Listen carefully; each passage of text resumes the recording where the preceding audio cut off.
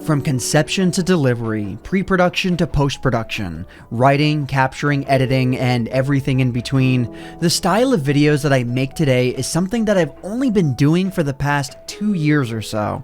Coming up with ideas, writing a script, voicing the lines, and capturing all of the footage after the fact is still a pretty new thing for me.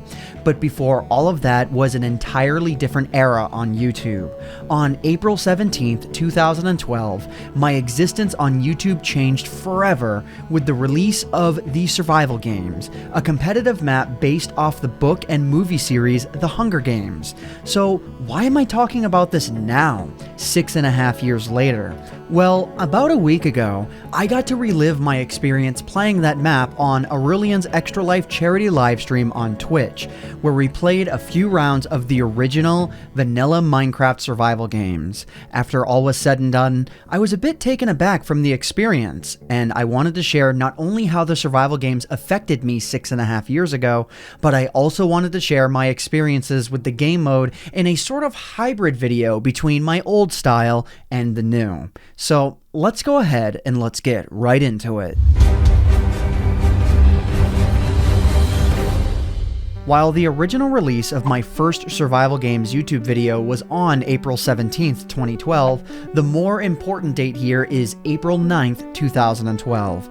On that day, I received an invite from IS Cupquake to participate in a machinima event on a map that just came out called The Survivor Games. Up to this point, I hadn't even read the books or watched the movie that the map was based off of, but I accepted the offer. What I didn't know was not only were some of the biggest names in YouTube also participating in this event, but that I would later go on to single-handedly take down half of the field and win the event. I couldn't believe it. All I really wanted or expected was to do well enough to have a decent YouTube video to make about it. But when I won the event, after I slayed Captain Sparkles in that intense final 1v1, I actually knew what was coming next. I knew that as soon as we were to release our videos on April 17th, people would be looking for my perspective specifically, not only because I took down half of the field, but because I won the event and people would want to see that perspective. That's why my video is one continuous take with an annotation table of contents to help guide viewers through each of the key events. However, one thing that I didn't know on that day was just how much the survival games would continue to impact my life for years to come. It's what I became known for on YouTube, and this only grew after I won the second survival games event and after I won the third as well. From the middle of 2012 through the middle of 2016, the survival games were a part of my existence on YouTube. So that leads me well into what happened last week. A few weeks ago, I was invited by Aurelian to be part of her Extra Life charity livestream, where there is a 2-hour segment set aside to just play the survival games on the original maps. And like I had done in years past, I prepared myself. I made sure that my mouse sensitivity was right on point and that I was ready to go.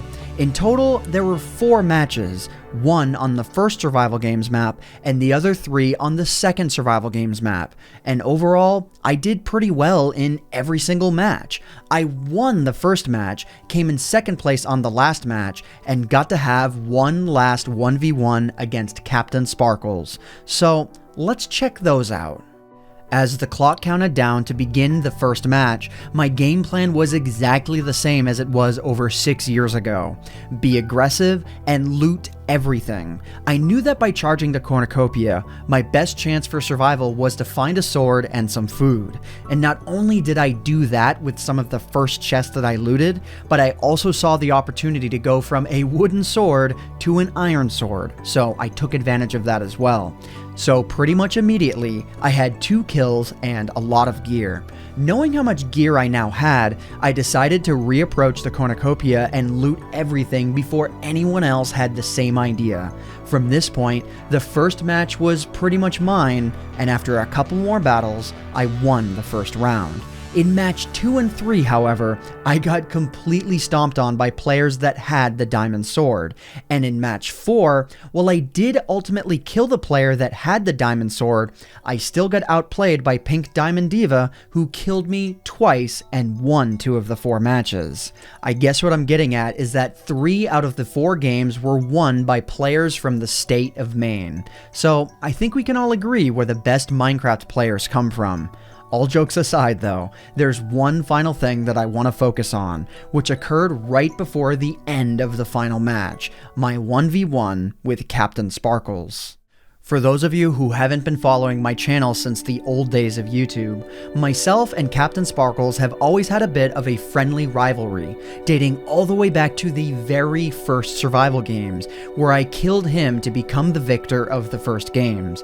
When we had the opportunity to 1v1 again in 2016 through a death swap match, we literally died on the exact same frame, so it was a draw.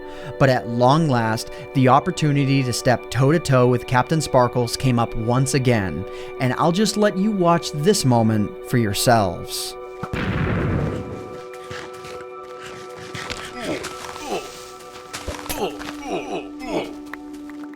So yeah, this video was a little bit of a nostalgia trip. I've been having quite a few of these lately. This event allowed me to relive the feeling that I had way back in 2012, and it felt amazing. And if you guys enjoyed it along with me, feel free to let me know in the comment section down below. And after this video ends, I'm gonna show the replay of every single kill and death that I experienced throughout the course of those 4 matches. I wasn't commentating over them, but at the very least, you'll get to see them for yourselves. So, you know what? I'm just gonna get into that, and thanks so much for watching. Now, originally, I wasn't going to do any commentary over this section at all, but after editing it, it wound up being over 12 minutes long, and overall the footage is actually quite condensed. So what I thought I would do is I would go ahead and I would very quickly commentate over some of the kills that I wound up getting.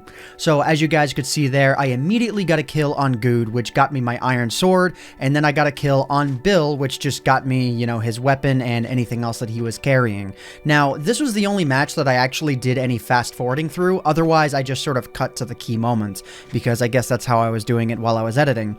So as you guys could see there, I went to the center of the map and the cornucopia, and I wound up getting just all sorts of things like speed potions, more food and whatnot. And then I eventually made my way to this tower, where I heard a skeleton arrow shot, or so I thought. I thought maybe because a skeleton might be inside of this tower, it wouldn't burn up or anything like that.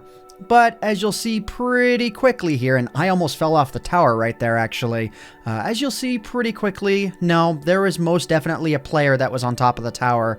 I don't think I wound up hearing the player hit the ground when they hit the ground running, but as you'll see here, Phoenix is about to get owned. Yeah, there he is.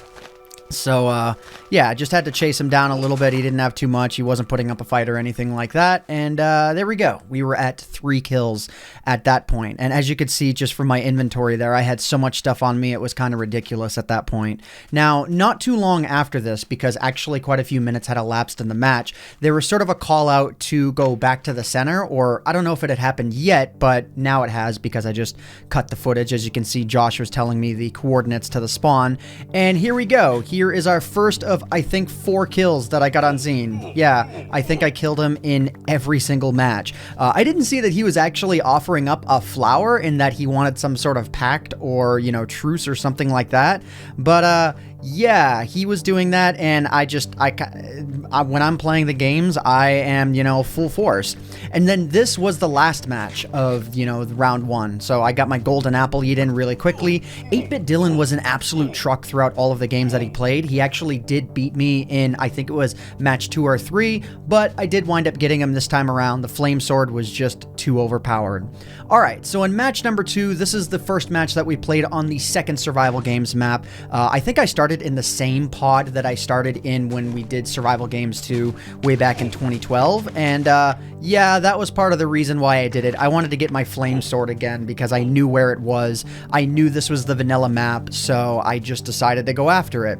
Now, I don't think I actually killed the player who was in, you know, the cornucopia with me, because I don't know, I just kind of felt bad about destroying people right away. But within like 2 or 3 minutes or so, I sort of went against that.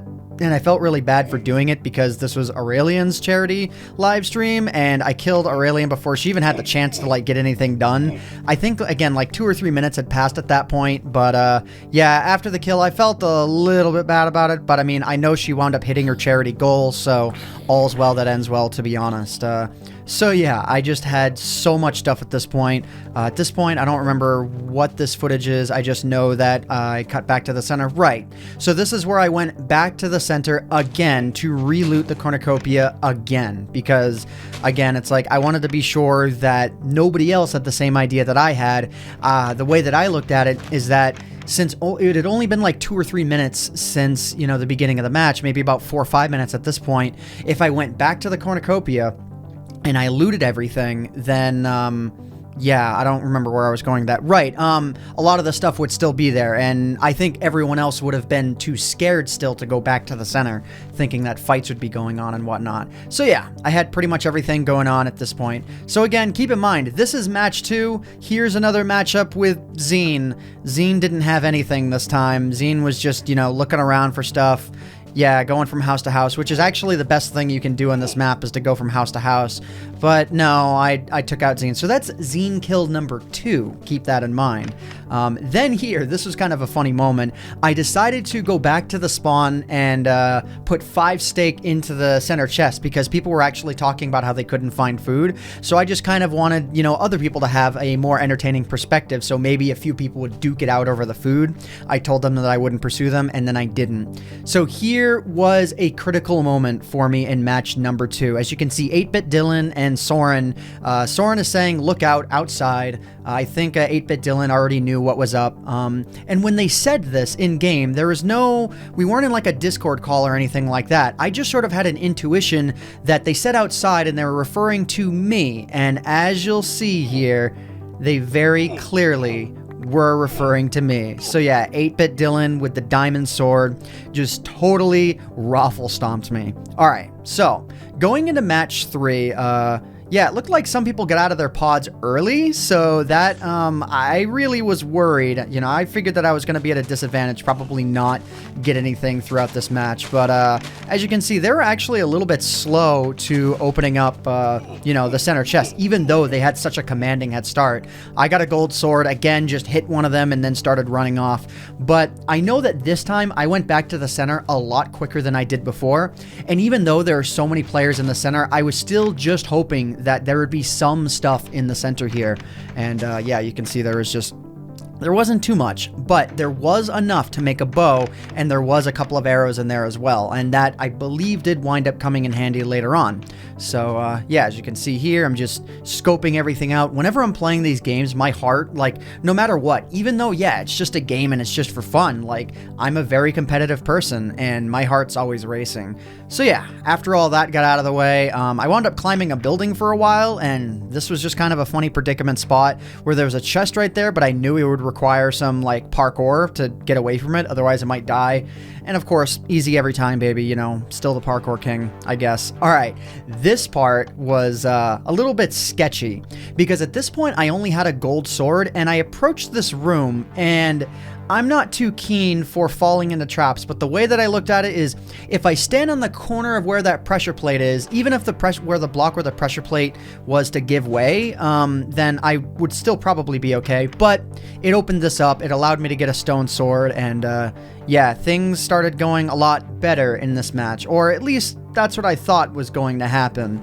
But yeah, as we sort of, you know, go into nighttime here, this was at least my final match in round 3. That's Pink Diamond Diva over there. She had the diamond sword in this match, but she still outplayed me, even though in the commentary I just sort of made it seem like she only got me because she had the diamond sword. You'll see by what happens here that she outplayed me. So we're going back and forth against each other with a bow for a little while, and then I, you know, in my typical aggressive nature, I just go for it, and I sort of try to round these trees here so that maybe it would, I don't know if it would force her onto the ground or force her to chase me, but it just didn't work. She just, like, she had the reach on me, and she destroyed me, and she got a critical hit on me as well. So, alright, going into match 4, yeah, I kind of got derped out in my pod a little bit here, so again, I got a late start. Nobody had broken the glass that time, though. And this was the match where I really thought I was just done. Like, finally, there was a match where I did not get a weapon right away. As you can see, I've only got a fishing rod, which, like, can be helpful in deterring people, but you really do need a bow or a sword in order for it to be useful, like, at all. Unless you're, you know, punch battling someone. So I knew immediately, it's like, if I don't go back to the center, if I don't get something, I'm probably dead, because I don't know where the loot is on this map. So you can see there was some string there, just hoping I'll find some sticks, and thankfully there were some. There's 5 arrows in there as well, so even though I would prefer to have a sword, going only with a bow is really not too much of a problem either. So, yeah, there we go, crafting a bow, and, at least I stand a chance at this point. So, alright. So next up is, let's see, I think this was just a match against, I'm not sure who this was, 8-Bit Dylan. So yeah, I got to kill 8-Bit Dylan for a second time. So, there we go. I, was thankfully, you know, having a bow in this case wound up being just right, especially considering the circumstances with which he, you know, with which he came out of that building. He was very bottlenecked into that spot, so I was able to get a couple really choice hits on him.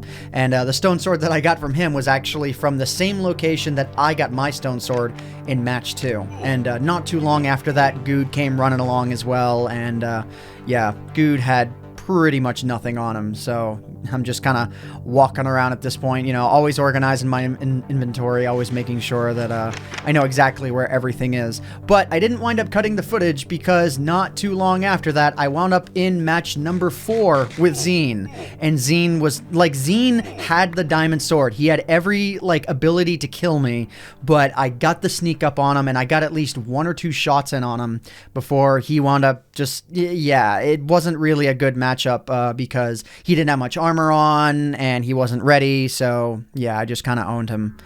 So alright, moving on to the next match. When Soren used the fishing rod against me here, I really actually thought that, like, he was going pro PvP strats where, you know, you use the fishing rod to sort of back someone up and it sort of disadvantages them when it comes to how the game deals with lag. But no, he had nothing. He just had the fishing rod. So I was, like, actually kind of careful going into the fight against him. So, alright, next up, I think this was the this was the third to last fight that I had in all of the matches combined. So, one strategy that I like to use that you guys saw before is that I like to get up on this tree line, because having the high ground to me is always an advantage, especially when running around this tree area. You know, I certainly wouldn't want to be on the ground and have to be dealing with someone who's in the tree line and not be able to get up to the tree line myself. So I think that was Phoenix that was over there. Phoenix, unbeknownst to me, had actually trapped a creeper. I don't know if he had trapped the creeper yet, but the creeper was at least somewhere around. I think he was, like, looking over the edge for the creeper, but yeah, landed in a shot on him right there, and just kind of kept trying for it. But then eventually I'm just like, you know, I'm impatient. I'm just going to go in with the diamond sword and, you know, going for the kill. So I think I'm doing that right about now. I'm not too sure. Yeah, I saw that he was looking into the center. I thought maybe I would wind up distracting him, even though, like, usually the high ground is very helpful. I think because of the vines, like, it wasn't too helpful at all. Yeah, there's a creeper right there. I think it was only like a couple seconds prior he had trapped the creeper and thought that he was going to get me with that, but he did not wind up getting me with it. Now, this portion was kind of funny in that I think some of the mods, or, you know, some of the people spectating, were trying to throw creepers in my path, you know, to try and deter me. Now, they weren't, like, spawning the creepers right on me, which would have been a little bit of a bad move, but they were spawning the creepers down the path that I would have to walk to try and scare me, which I think is kind of funny. But no, like, not even scared. Yeah, there's creepers right there. They take too long to explode. They're total pushovers anyways, so I really never have any problem dealing with creepers at all. So, alright, next up, I do believe, is the 1v1 against Captain Sparkles, but initially I'm not even sure if it was Captain Sparkles downrange there that I was dealing with. I think maybe it was, but I thought it was actually Diamond Diva. I'm not too sure about that, though. But, yeah, I was in, like, a pretty heated battle with Sparkles there. I think Sparkles had the advantage at first. As you could see, he got a really good hit on me, and I did not hit him. So I'm just kind of standing here, like, in cover, you know, just kind of waiting, and then all of this happens. A creeper explodes. I heard that he fell, and I just kind of went for it, you know, just like that. He got a very solid instant damage, you know, potion hit on me there. Actually, like, I'm a little bit surprised I didn't die to that. And not really all that much time passes between this and the final fight. Yeah, I mean, that was, like, probably of all the 1v1s I've had against Captain Sparkles, of which there haven't been that many, that was probably my favorite because, yeah, it was intense. I think had he noticed that I was there right away and I didn't get a free shot in on him, he probably would have killed me. But, you know, you live and learn, I guess. So, okay, I'm trying to get up onto this tree line. The spectators actually didn't know that I knew where Diamond Diva was, though I did pretty much know exactly where she was.